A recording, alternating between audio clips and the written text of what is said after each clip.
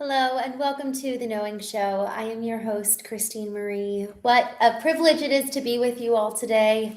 We are talking about actually something that I was just meditating on this morning and listening to this morning, and it's all about how to move on from the past. And this is something actually that over the last couple of days I've really been thinking about because I have found myself kind of longing for a situation and a time that isn't my present moment. And it doesn't mean that when we long for the past and when we long for what once was, that there's anything negative about that necessarily. What can be harmful about not living in the present is that we actually are not able to be fully here and fully alive and fully utilizing our gifts and our potential. And when we're having our heart be somewhere else, and in that it's pulling us away from this present moment, we actually are not able to really be wholeheartedly here, but our faculties are not fully present either. So if our thoughts are drifting elsewhere and thus our mind, we're actually not able to be fully present for the purpose of creation. So much when we think about what is the intention of humanity, what's the goal? Well, so much of why we exist is to create. It's to procreate, it's to create something new, it's to innovate, it's to experience life. It's to model that which we were created after, which is the ultimate creator. And so if we are living in the past, there's no way that we're able to have any kind of ability to be here in the present, much less so have a vision for the future. So much of creation is ingenuity. It's to think up something completely different, something completely of origin. It's completely original. And so, if we want to be able to exist in that kind of posture and state of being to have real creation, if we have things holding us from the past, we're not able to be fully present in order to then create something for the future.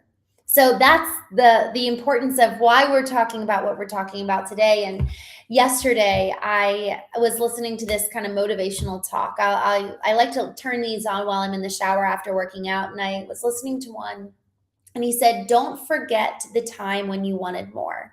Don't forget about that time when you were hungry and you had that drive in you."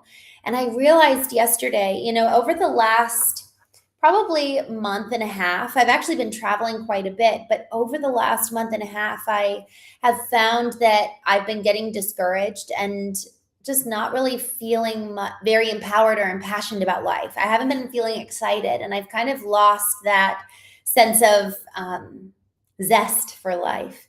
And as I was listening to this yesterday, it was on the heels of realizing that I've kind of gotten into a slump. And part of that is because I'm wishing I'm somewhere that I wasn't. So I moved far away from my family, far away from my friends, and it's been kind of a lonely summer.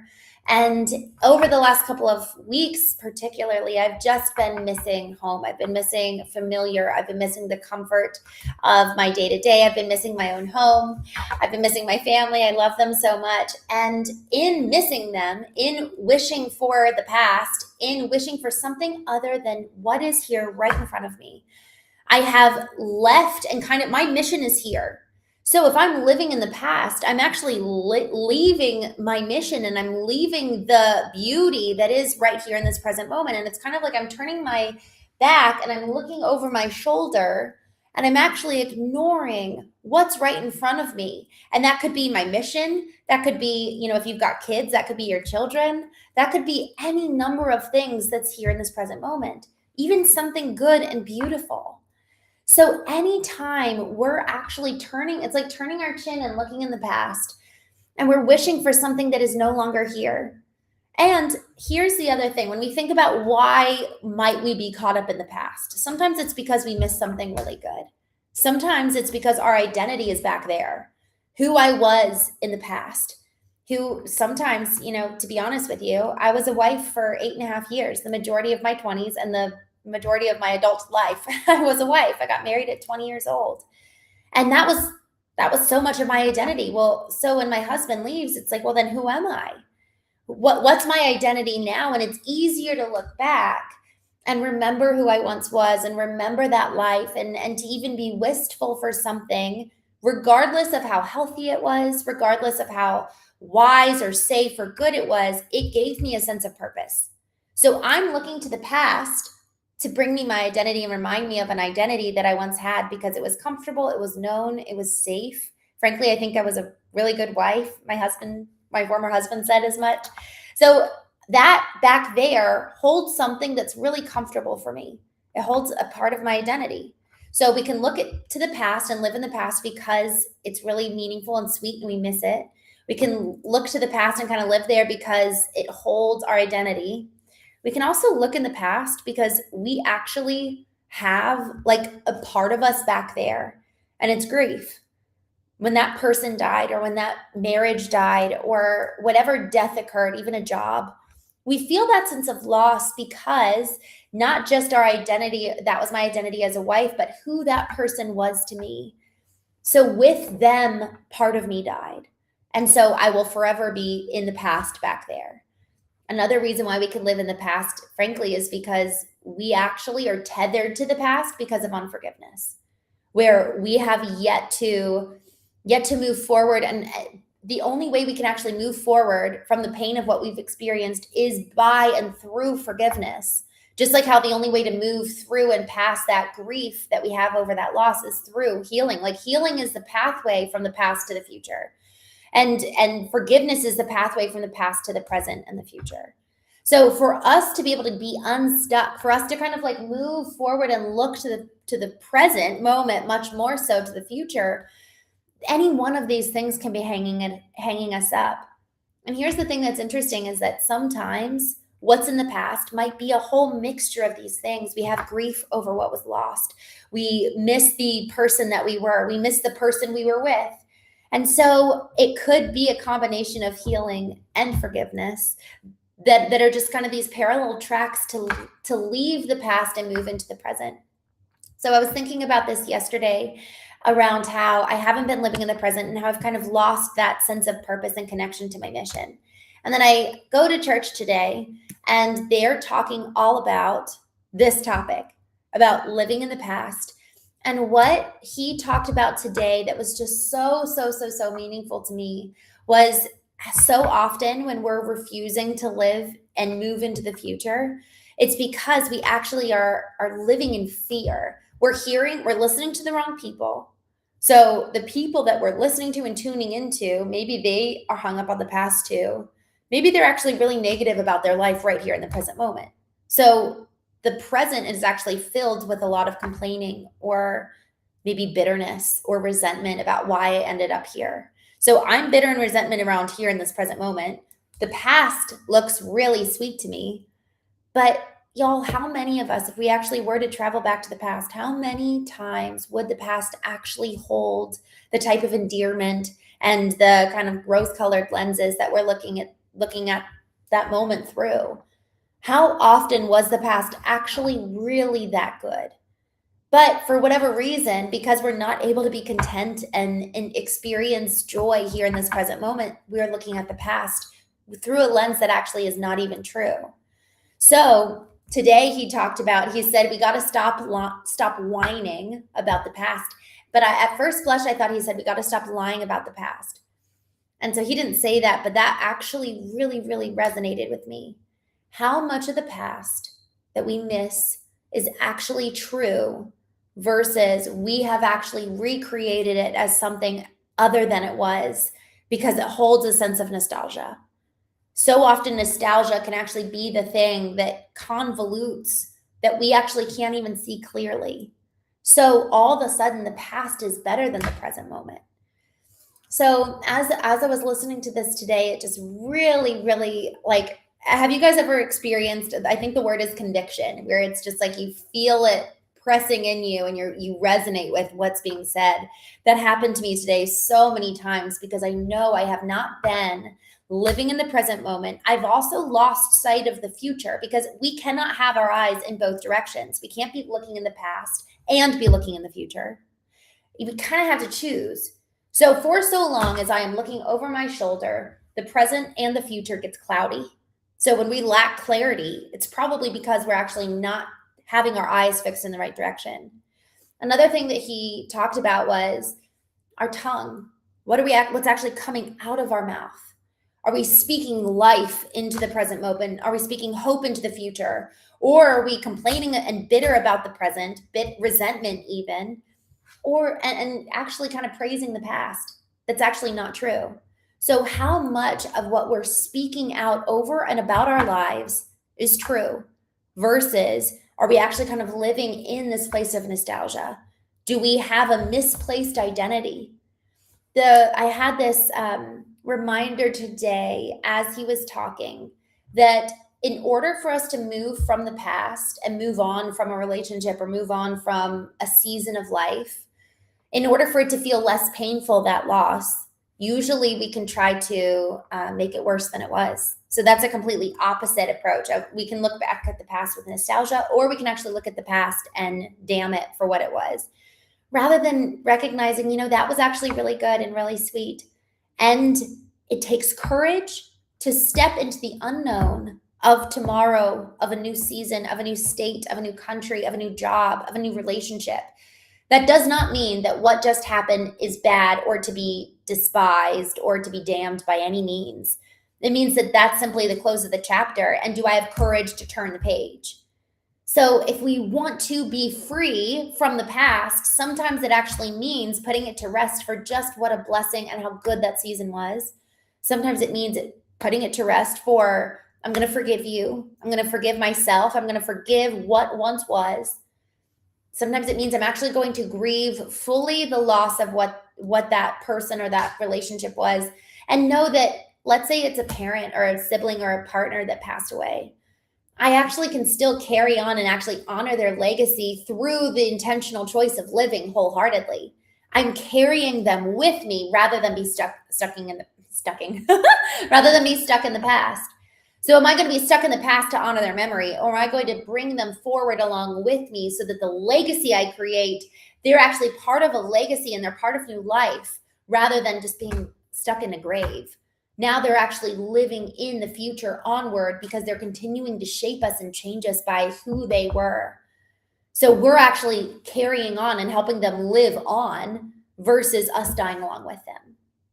So there's these different relationships with the past that's really important for us to recognize. What is it? Why am I stuck? Why am I not able to move forward? Why am I not free? The lack of freedom, anytime we sense that we're not free, warrants us to kind of pick up our magnifying glass and just ask why. Why am I stuck? Why am I stuck in the past? Am I afraid of what might come? Another thought I had as I was thinking about this topic for today was, sometimes there can be real scarcity. Like, that was really good back there, and I am afraid that what I experience tomorrow or in this new job or in this new relationship won't be as good. So it's a scarcity mindset that we're taking to the future. So as we're addressing this conversation around, well, okay, what does it mean to look to the past? Now, what does it mean to actually move and be free from it? So we'll talk about that here in just a second, but I want to jump here in the chat. Hello, my friends. Brian C. I'm so grateful for you. Brian is our wonderful moderator. I'm so grateful. He just helps keep the chat clean and filled with good comments. Wayne, I'm so grateful to see you. My identity is created through God. I love that. That is so, so, so beautiful. Les Brown. I actually have not listened to Les Brown. Maybe, what's funny? Sometimes these motivational talks, I don't know who the person is speaking. So it could have been Les Brown that I was listening to in that conversation. I have like this whole little playlist, and they'll just cycle through like folks. They'll play David Goggins, who I just love. There's some that Denzel Washington actually has some really good clips of just, he gave this whole address at a commencement speech that was so good. Same with Matthew McConaughey. He has some really good stuff too. Assad, good to see you. Assad on LinkedIn. Thanks for joining. Wayne says, did you get your mojo back? I think I did. It's funny, y'all, when we talk about how to come out of that slump, how to come out of kind of being stuck, because I felt pretty stuck over the last couple of weeks. I even told my darling that the other day. I just said, I feel kind of just, I don't want to say depressed, because I've never, I don't know what that's like to be in the depths of depression. So I don't want to say that because I don't think I've experienced that other than circumstantial depression after death or loss. But I was in just it was really hard to just kind of have that pep, that pep in my step. And so when we think about how to move out of that slump, it was so important for me to surround myself with truth. And I did that this morning. I went back to my habits. I actually started working with a trainer on Friday, which I'm super excited about. I've never done that before. I kind of stopped working out. Like, we were traveling a lot, and so it wasn't easy to work out. But man, working out, waking up early, getting aligned, those three things, getting aligned, working out, waking up early, those are my three things that, man, if I can do that, my day is going to be so much better. But I wasn't doing that. So, okay, start with the basics. If we're in a slump, what are the basic things that we know help us do better at life? And for you, it could be something completely different. For me, it's those three things: waking up early, working out, and getting aligned. I know that my day will be so much, like, exponentially better if I take the intention and the time to do that. And so I was like, okay, I'm going to kick myself into gear. And I decided to do that. The second thing that I did, working with a trainer, which I'm really excited about, it's like, okay, let me take this one thing in my life that I know that's really important, that helps me, which is working out. Let me take it to the next level and really invest in it. So I'm excited about that. But then the third thing that I did was I gave myself 3 hours yesterday morning to sit and listen, to just look at my mission and where am I going, and kind of create a strategic plan for it through the end of the year. My mission is knowing. For those of you who are new to the show, knowing really is this something I feel so called to. I love this speech by Theodore Roosevelt, Citizens in a Republic. I love that speech. It's in 1914 in Paris that he gives it. Nestled in this speech is this call to go into the arena, to experience life and live it well, and be willing to experience the grime and the dust, but also taste triumph in addition to defeat, rather than being on the sidelines, pointing and sneering at people who are actually trying. But the thing that I love most about this speech, and this is how it kind of relates to knowing, this speech is all dedicated to being incredible citizens within a republic, rather than other aristocrats where they're fixated on how do we focus on the government, the executives, the elite. How do we nurture and cultivate those people? Now, in the United States of America, there is a equal weight and call to every single citizen in the republic. It's a call to greatness in and of yourself. It's you versus you. Versus, well, these people have more money, or these people are of a different socioeconomic status. Every single one of us has an innate responsibility. And I want to just stretch it beyond just our nation, but because of our humanity, because of who we were created to be by God, we have an innate responsibility to live to the point of greatness that is unique to you and me. It's not greatness me compared to somebody else. It's, okay, God, who did you make me to be? What does greatness look like for me? And so that call to greatness, that call to freedom, the call to creativity, all of those beautiful and wonderful things that are encompassing us living in the fullness of this present moment of who we were created to be. All of that comes from and is the result of knowing who we were created to be in the first place, knowing our potential, knowing our call, knowing our gifts, knowing our strengths, and knowing how does the past actually show up in the present? Knowing, how do I get free? This concept of knowing goes beyond even just that aspect, but it goes inward to such an extent where we talk on the Knowing Show about our core intelligences, our intellectual intelligence, emotional intelligence, spiritual and physical intelligence.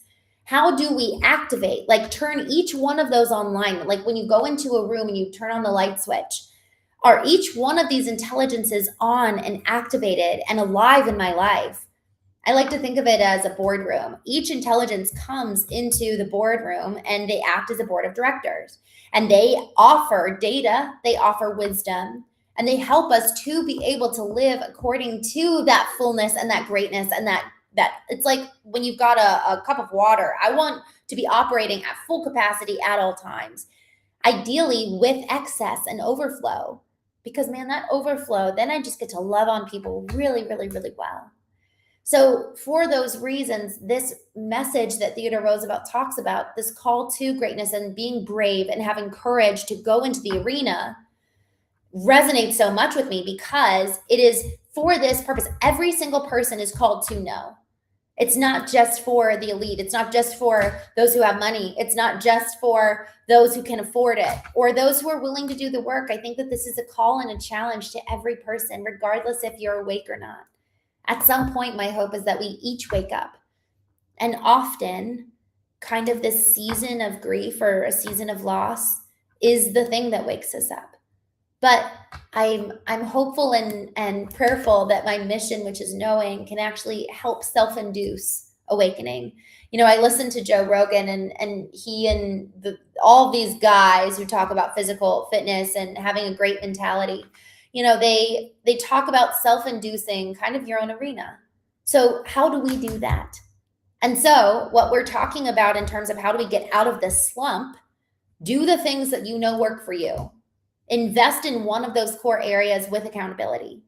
3, actually start allowing for the people that we surround ourselves with to be the people that we actually want to be like. A core moment in my life where I saw a shift was when I found somebody who was waking up at 5 every morning. And I had always wanted to wake up early. I was like, I think that if I woke up at 5, I think I would have a different life. I just had this sense. And I found somebody who he was speaking at an event I was attending, and we became dear friends, him and his family. And I felt so inspired. And so I started waking up at 5, and I was like, will you hold me accountable? Because frankly, I didn't want to disappoint them. This was like a new friend and somebody who was further ahead in their career. And then I wanted to, who they were challenged me to be better. So do we have people in our lives who are operating at such a level where we feel like we want to elevate and we want to stand up straighter and we want to work out and we want to realize the truth and we want to surround ourselves with the people that are going to power us forward to our own next level because we're inspired by them living according to theirs? So it's not, here's the thing that can get really dangerous. And this is something I actually can really slip into. Am I inspired by the level that they're at? Or am I comparing myself against the level that they're at? This person might be 5, 10, 15 years ahead of me in business. They actually might be at the exact same level as me in terms of age. But man, maybe you grew up and you didn't have a dad and that person did. That's a big setback.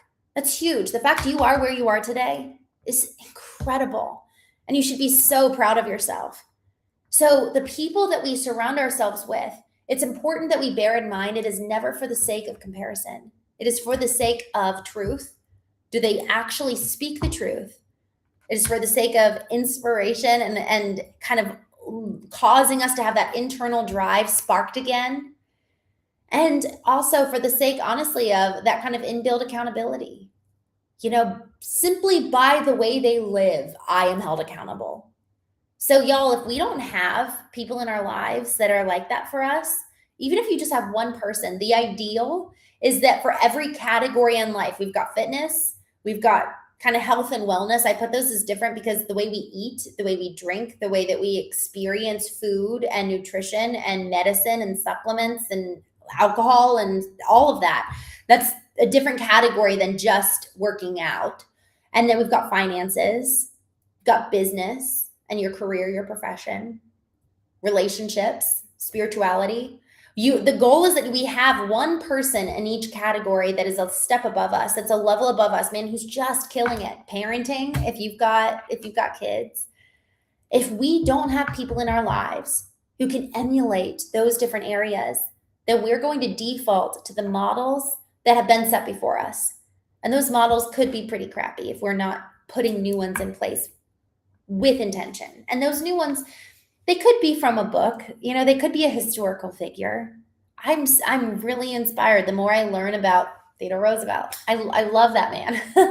And I'm sure he has his flaws, but I feel so inspired by who he is and what he overcame. And there's so much about his life that he struggled with when he was a kid, and then he lost his wife, and then he became president. But he really experienced life living. He actually lived in the Midwest for quite some time while he was grieving the loss of his first wife.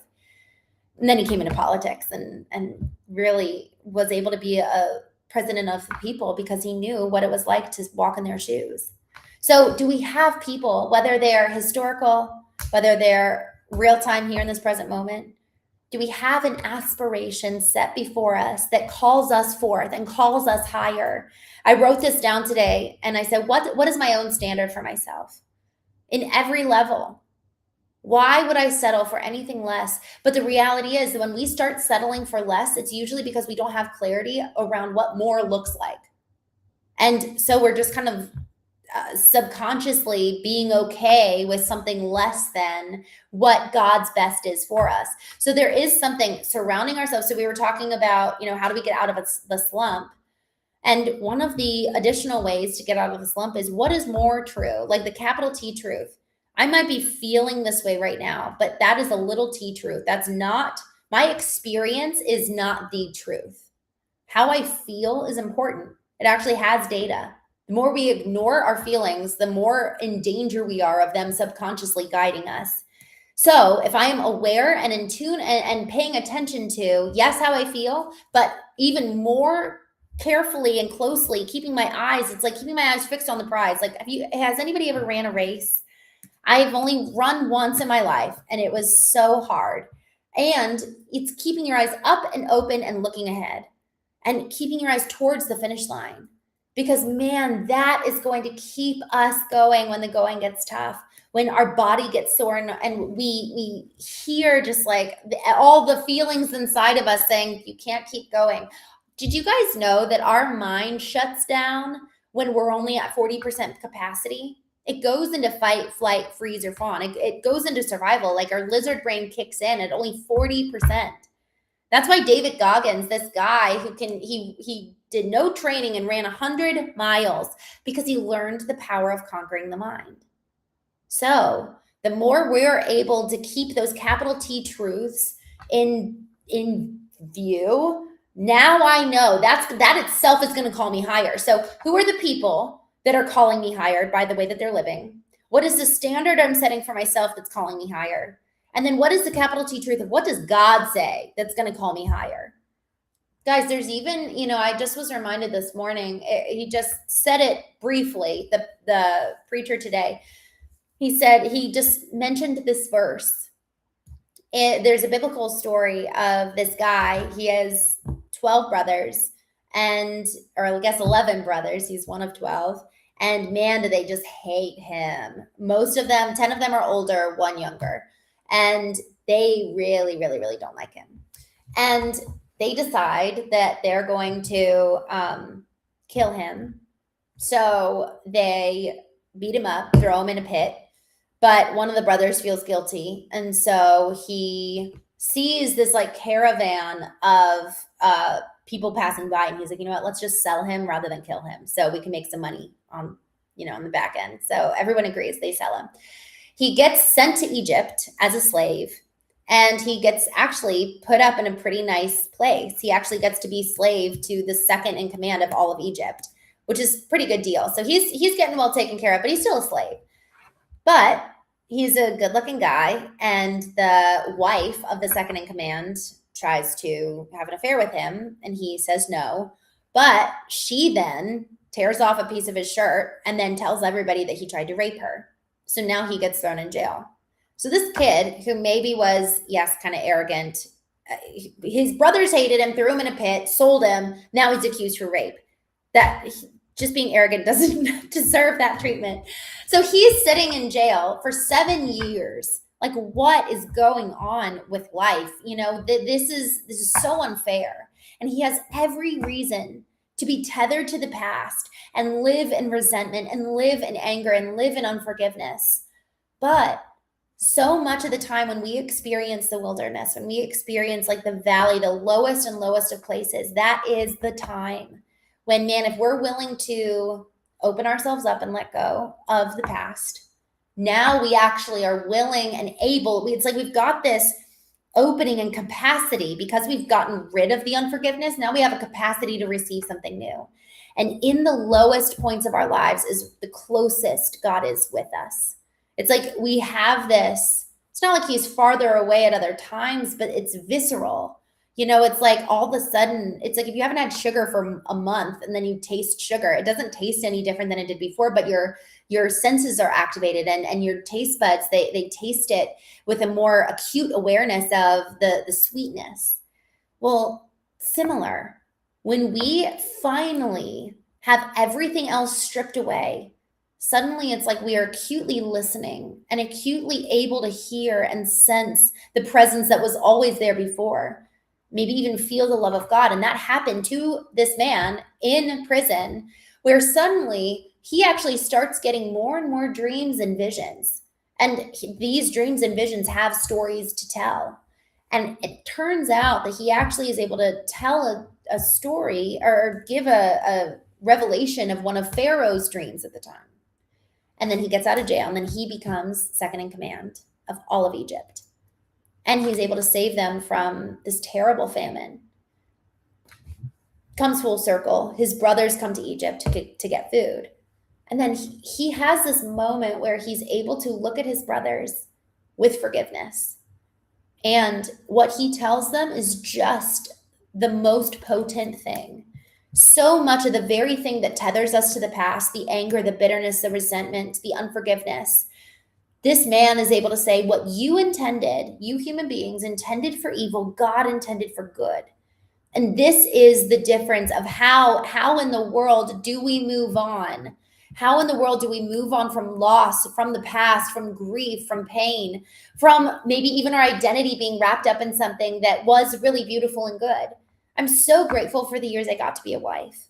I really loved it. I hope I get to be a wife again someday. It was fun, Our identity that we had back then, the person that we had back then, the relationship that we had back then, the loss that we experienced, for however good or painful and everything in between that it was, whatever it was, it is always going to be alchemized for good, because God is that big. Should we so choose. That ability for alchemy is entirely contingent on our response, our choice. Are we going to choose to have the belief in the goodness of God? My dad told me this one time. He said, if you can just believe that God is good, then that belief actually fuels my behavior to then have alchemy, to take something that is, the process of alchemy is a very kind of scientific term. It's, turning lead to gold. It doesn't in one sense make any sense until we actually apply the metaphor of it, of taking the ashes and turning it into beauty. To take that which is painful and full of sorrow and glean it. It's like harvesting it for the sake of something of redemption on the other side. That does not mean that the brother should have ever sold him. That does not mean that rape, the accusation of rape, was ever good. But what it does mean is that if we are allowing ourselves to continuously let go over and over again of what the past holds, it gives us ability to receive something here and now that allows for us to make the impact, to make the change, perhaps even for why we're here in the first place. But if our hands are filled up with anger and resentment, there is no capacity to receive anything new, like love or like hope or like redemption, because we're stuck. We're looking to the past. We're still tethered back there. Just jumping back here in the chat. Hello, my friends. So I'm so grateful to be with you all. I've missed you guys. Goose Hunter, thank you so much for joining. I'm so glad to see you. Percocet, hello. It's been a while. Oh man, Wayne says, I definitely don't miss living in fight or flight mode. I enjoy my peace and solitude now. I hear you. I love this. Wayne says, I think God closes his doors that you weren't meant to walk through. So good. Ronnie Henry, hello. I'm so glad to see you. It has been a long time. I started out the show saying I miss you guys, and I haven't been on, but I'm committed. I'm doing a whole nother year stint. I went a whole year without missing a day, and then I took a couple days off, or I guess it was probably like a total of, I think, like 2 weeks off and on. So I'm back. Wayne says, the curse of the tongue. Oh man, isn't that so true? Maximilian, God takes people out of your life. And he also brings people back into your life. I love that. Siva, hello. Thanks for joining. The Rock of Peter, hello, my friend. People are in your life for a reason, a season, and treason, as in Saint Joan of Arc, who was betrayed by her bishop. Wow. Hello again from Scotland. Man, I am actually so glad you brought up Joan of Arc. I watched that movie, the version, gosh, what year? What year was this made? Film. Was it like 19? I want to say like 1940, but that might be too early. No, this movie that came out so 1948. Man, is it so good. Joan of Arc, 1948. Ingrid Bergman. Yes, guys, this story, if any of you want to get motivated, go watch that film. It is so easy to forget that each one of us has a call in our lives. It is so easy to forget that, it's so funny. I like feel this like in my stomach. I just feel kind of on an emotional level because I think I've forgotten. For the last 6 weeks, I've just kind of been living on default, living on autopilot, the very things that I like have rescued myself from in so many ways. I kind of slipped back into it. And it was a slow slipping. It slowly started just by honestly traveling and not being on my routine. That alone, y'all, can be the beginning of detriment for our well-being. Speaking out the truth, reminding ourselves of what is more true than how I feel, but also what does God have to say about this situation? Those aspects are so important because that is the thing that can kind of kick us back into gear where it's like, oh yeah, I forgot. This woman, Joan of Arc, she lived what was the year? 12? Was it 1200? No, way later. 1429. This young girl is literally, she gets a vision from God. And this is a true story. This young woman gets a vision from God to go and lead the French army into battle against England. It is a wild story. And she does. She literally instructs the soldiers and moves everybody and like rallies everybody together. And she basically puts a cross on her whatever it's called that leads people into battle, like the flag or staff. And she leads the French into battle and they win. And it's really a powerful story. I watched this last year and I just sat there like crying because I just felt so moved by how this woman gave up everything because of the call that she had on her life. So if we're living a lackluster life, it's probably because we have not taken the time to really listen and lean in and ask God, what do you have for me? I believe this to my core. I believe every single one of us has a reason for being here. Every single one of us, should we ask, should we listen, should we look, will have a compelling enough reason to get us up out of bed every single morning if we listen, look, and learn from what does God have to say. And I actually spoke with a woman. She was so successful. She was a executive at a $3 billion company. And she and I had a coaching call. And I told her, go back over your life. And I want you to take stock, like literally take little Post-it notes and stick them all over your wall. I want you to cover your house. I want you to cover your house with one wall that says everything that someone else has ever said to you in your life about the impact you've made in their life. And hopefully it fills the wall. Then I want you to go over here and on the other wall, write down anything that you've ever felt impressed by in terms of, have you ever sensed God speaking to you? Has anyone ever like spoken over you and shared something where it's like, I think one day you're going to X, Y, and Z. Write down anything that has anything to do with, honestly, it's kind of prophetic. It's like, I don't know how I know this, but I know this about you. That's the spirit. So when we talk about spiritual intelligence, that ability comes from spiritual connection to God, to listening. It's the intelligence and the data that comes through our spirit being alive and well and active Just like how our intellect, we remember things and we come to know things through our mind in an intellectual way. That data and that knowledge comes in through the books and through lettered learning and scholarly pursuits. Whereas the spirit, it's a divine tether, so to say. So make that wall over there and then write down everything that you are good at. And then on the fourth wall, write down everything that lights you up. And then see where there's through line over what other people have said about you and the impact you've made, words people have spoken over you, your talents, your gifts, and then what lights you up. And there's going to be a through line. There's going to be a through line. If you just have no idea what in the dickens, where to start there, writing down those 4 lists. And hopefully there's a lot that can fill it. And if not, that's okay. Just start kind of paying attention and listening. And then start looking out for it.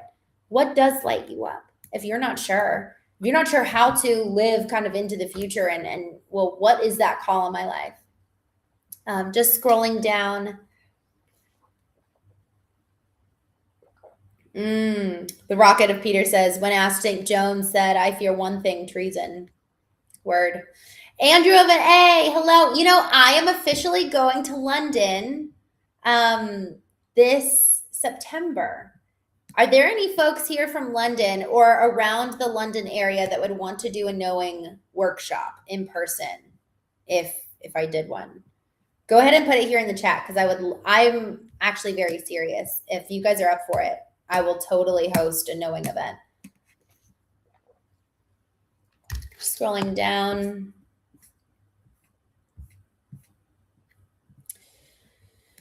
Christine, do you think the collision of the ever-changing present with the static frozen in time past can throw us into chaos of existence where our compass of life will start to revolve around us?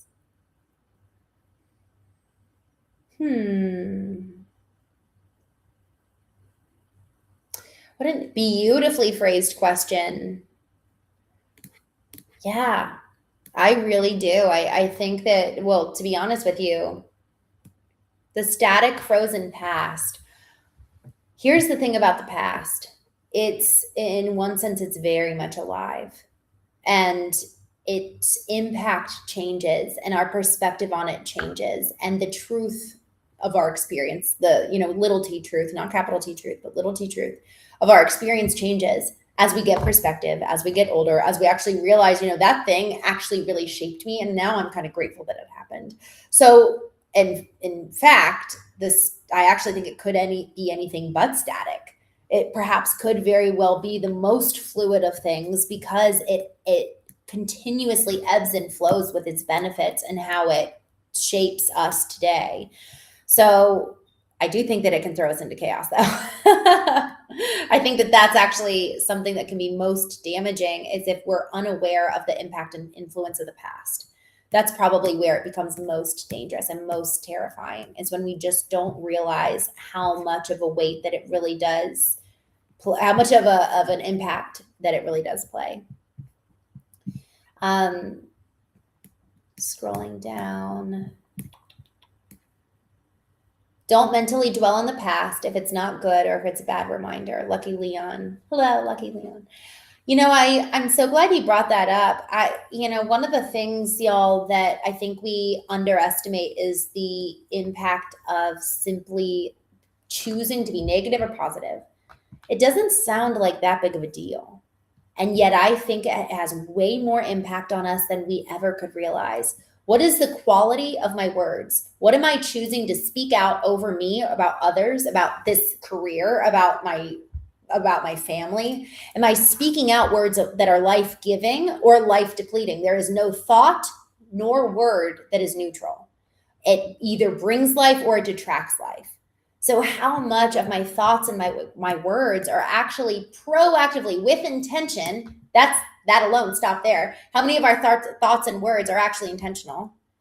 And then how many of them are life-giving versus I'm just kind of running this script in my head and it's on autopilot. And frankly, it isn't really that positive.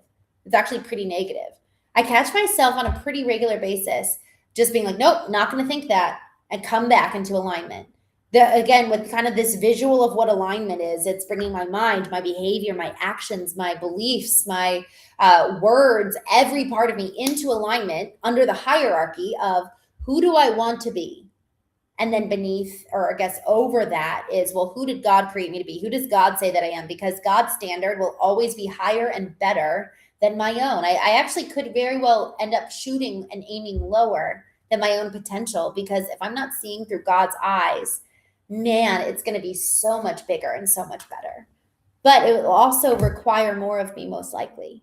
So it might be easier to just kind of keep my gaze low and not look through his eyes. But for me, alignment is having all of me ordered by the hierarchical structure of God at the pinnacle. And then I do actually need to play an active role in this. So many times, it's easy for people who are religious to sit on their laurels and say, you know, what does God want? I don't know. I don't know what I want, but what does God want? I'll do what God wants. But then they're not active. They're not pursuing. They're not doing their part. And I've actually been feeling much more lately over the last couple of weeks. It's been like God's telling me, like kicking me in the pants, like, what are you going to choose? What's the quality of this time? Like, yes, you're willing to obey me, but you have to choose the quality, the degree of energy and effort that you're putting into every single action. Yes, maybe you're doing the right steps, but is your heart there? Is your energy there? Is your time there? Is your emotional, spiritual, physical, intellectual faculties all present and accounted for and aiming towards that which I've called you to do? Guys, it's this wonderful, beautiful adventure that is life. But if we're doing it on our own, it does get lonely. So this is why, you know, us being together here in the chat, I love our chats.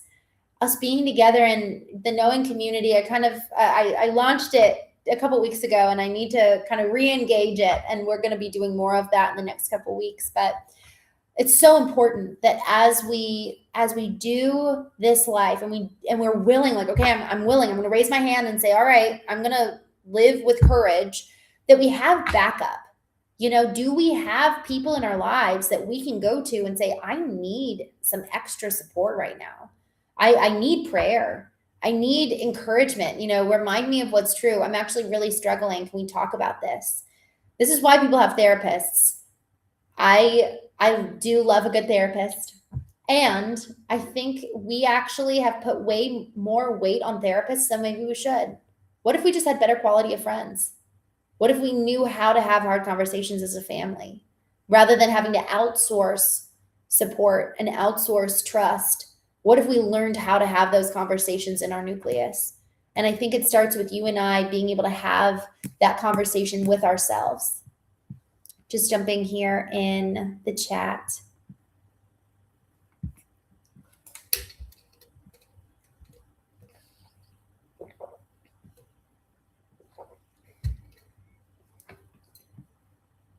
Paxton, oh, I'm so glad to see you. Yay. Anthony, hello. Good to see you. Ovid, good to see you.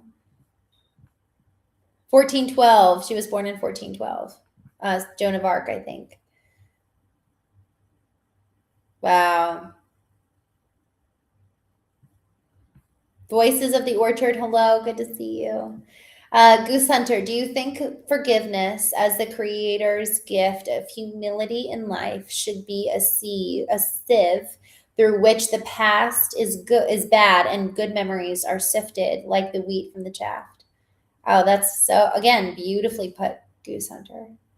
Do you think forgiveness as the Creator's gift of humility in life should be a sieve through which the past and its bad and good memories are sifted like the wheat from the chaff?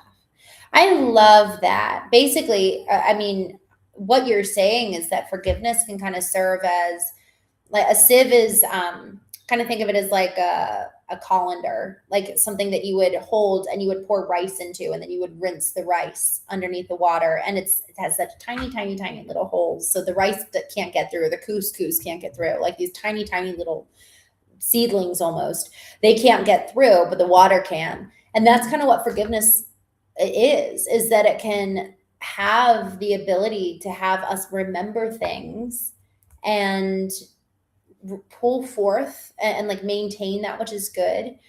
It's interesting, y'all. I think forgiveness doesn't ignore what bad thing happened. Forgiveness doesn't ignore the reality of what is. It really doesn't. In fact, I think you can have forgiveness and justice both in the same breath. And our lack of understanding the integrity of what those words mean, because we can be so black and white. My darling and I both said this to each other last week, or 2 weeks ago, actually. We were talking about just how when we are kind of stressed out, we go to being black and white, and then we hear black and white. So somebody that we love and trust may say, hey, I just wanted to bring up something to you that I see a way for you to grow. And then we just go all the way in one direction. And it's like, no, that's not what I'm saying. Or maybe somebody's, talking to us about, they're being like, hey, I was noticing that you're trying to eat healthier these days. I just wanted to offer some research that I've done in the past. But man, if we're feeling insecure about our weight or around what we're eating, we're going to be all shameful or really prideful, and we're not able to hear what they're saying. And usually pride is rooted in shame. So it's interesting, kind of that black and white perspective can really harm us from integrating, having and be in the middle. We can forgive and have justice. And that's so, so important. Sometimes forgiveness can exist with recognizing how painful it was.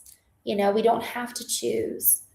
And that's a mark of emotional maturity, to be able to hold both seemingly opposite realities in hand together and let them both coexist and be like, all right, I'm going to remember the bad and the good and still choose love. Or I'm going to remember the bad and the good. The bad is something that we're actively pursuing justice over. Yet I'm also not going to ignore the good that relationship or that time brought. Maurice, hello. Good to see you. Lucky Leon says chamomile tea. Man, I don't know. I just would love some chamomile tea right now. I might go make myself tea after this.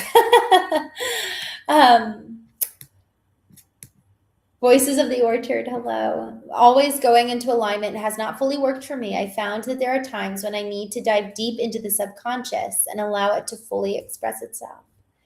This is why I love our chat, y'all, because you guys bring up really, really, really good, it's like additions and perspectives. And it's like turning it's like a diamond. The diamond has 6 sides.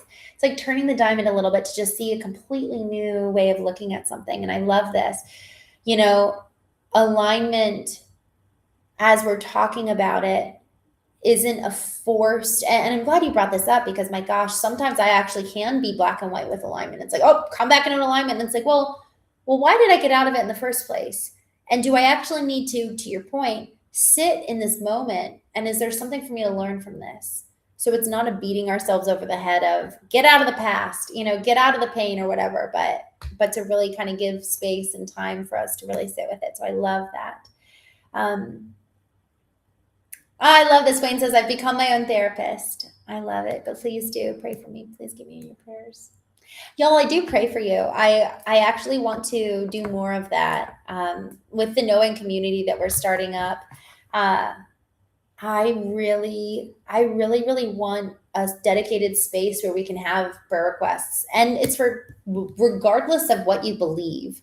It's funny how people will be like, I don't believe in God. And then when death strikes or tragedy strikes, it's, will you please pray for me? It's regardless of what you believe. I want the community to be a place where we can all encourage each other and remind ourselves of what is that capital T truth, even if, there just might be difference of opinion on what that, side of the diamond perspective is.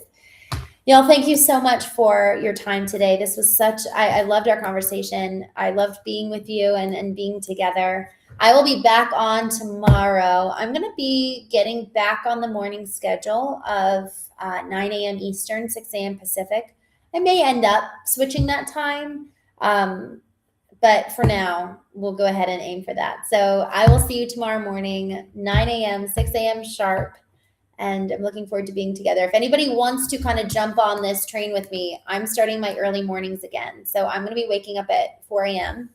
I'm going to be posting on my Instagram for accountability. So if you guys want to join me in any kind of new habit or accountability stack that you want to start implementing, I actually woke up at 4 this morning and that was good. I did go back to bed for a little bit. But I'm excited to start doing that. Stephen, before we jump off, do you see prayer as a request or a demand? Oh man, what a beautiful question. I feel like that question is so important. You know, what's funny. I actually think prayer is so much more nuanced than that. I think prayer can be gratitude. I think it can be praise. I think prayer is a pouring out of the soul. And so whatever's in our soul, it could be, honestly, it could be a demand. I don't think that's how God works. And I don't know how God works, but I don't think that that's how he works. I kind of think of it as like us as kids with their parents, where a kid can demand something of the parent and the parent actually knows best. Now, the pouring out of the child's heart, that demand actually reveals something that's really beautiful. It reveals the heart and it reveals the soul and it reveals a desire. So I think the goal is that our prayers aren't so perfectly curated. It's kind of exactly like what you were just saying, voice of the orchard, to dive deep into the subconscious and allow it to fully express itself. The goal is that our prayers are truly an outpouring of that which is within us. I actually think of prayer. I love this. I actually haven't put this into words before, so thank you. We have the lymphatic system, which cleanses our bodies and rids it from waste and toxins. The lymphatic system is basically the same thing, but does it to our brain. I kind of think of prayer doing that for the soul. Well, there's no emotional release, really, that rids us of the toxins and waste, because we can surely have toxins and waste build up emotionally. But prayer is actually kind of the release. It's a pouring out. It's a cleansing of the soul and the spirit. And so I think much more so prayer is that. So sometimes what comes forth may be gratitude, and sometimes what comes forth may be praise, and sometimes what comes forth might be requests. Sometimes it might be demands, because I'm really pissed off and angry, and I actually think it's really important that we get that off our chest. I think it's important that we wrestle with God, that we actually really do experience his presence without trying to adjust ourselves to be perfect enough for who we think he wants us to be, rather than just recognizing, man, does he really love me enough that he will exist with me regardless of my state? That is perhaps the most vulnerable thing to believe. Brian J., I'm so glad to see you. Stephen, it seems that we have put prayer in a box. Man, isn't that so true? Oh my gosh. 59, hello. Thank you for joining, Maurice. Brian, thank you so much for setting up the chat and getting everybody in order. Or just everything in order on the back end on the chat side. I'm so grateful for you. It's so nice to look in the chat and not see people saying terrible things. So thank you. Wayne, love you, my friend. I'm so glad you were here. I really love being with you guys and our time together. Phoenix Flame, thanks for joining.